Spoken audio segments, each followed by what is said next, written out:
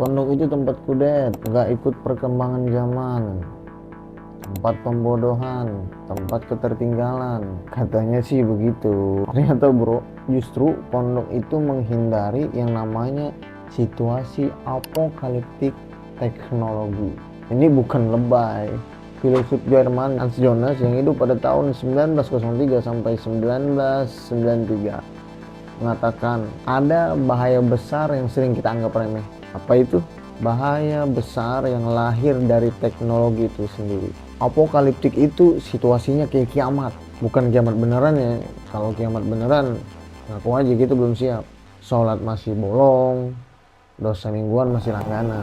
Tapi kiamat di sini maksudnya manusia menghancurkan dirinya sendiri lewat teknologi.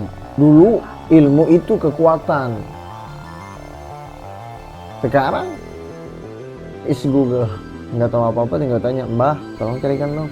Awalnya teknologi itu dibuat untuk bantu manusia, tapi belakangan manusia malah disetir yang namanya teknologi. Hans Jonas menyatakan atau menyebutnya sebagai senjata makan tuan. Dan benar banget, kita kayak ketergantungan terhadap HP. Keluar rumah tanpa HP rasanya kayak mati. Kayak seakan-akan separuh nyawa kita udah hilang. Ya Allah, hidupku hampa, alamat nggak jadi bebas hari ini. Waktu pandemi, kuliah bisa libur gara-gara Zoom-nya error.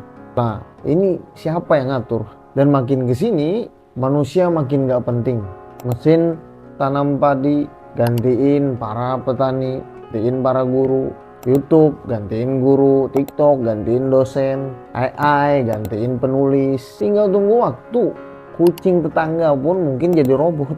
Masuk ke inti pembahasan, kenapa sih di pondok itu dilarang yang namanya bawa HP? Karena pondok itu bukan anti teknologi, tapi pondok itu anti yang namanya kiamat teknologi. Bayangin, semua ada di satu benda kecil. Hati itu bukan HP. Ini Thanos versi digital. Untuk ngedrop, sekali klik, dunia hancur, fokus hilang, hidup ngedrop. Nah, lihat anak-anak zaman sekarang, anak SMP, SMA, kasar, kriminal, toksik. Nggak heran, permainannya PUBG, Free Fire, Mobile Legends. Di luar pondok, dosen nulis 4 jam di papan tulis, mahasiswa cepat, udah. Yang kerja dosennya, yang capek file memorinya. Dan mereka bilang, tapi ini kan kita mau menggunakan teknologi dengan baik, tapi kan aku produktif, tapi kan dan akhirnya alasan kita banyak tapi progresnya kita mana? Hans Jonas nanya, bagaimana kalau teknologi justru bikin manusia makin malas? Ya, jawabannya udah kita lihat. Malas mikir karena ada Google, malas ngobrol karena TikTok lebih rame, malas bersosialisasi karena YouTube lebih asik, malas membaca karena HP lebih utama.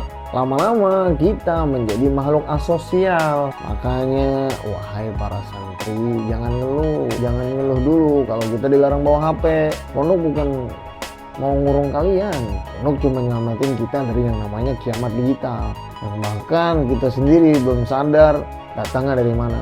Sabar, tunggu waktunya, nanti pas keluar kita bakal jadi salah satu dari sedikit orang yang gak dikendalikan oleh teknologi dan kita bisa mengendalikan teknologi tersebut. Dan itu justru sangat jarang sekali sekarang. Thank you.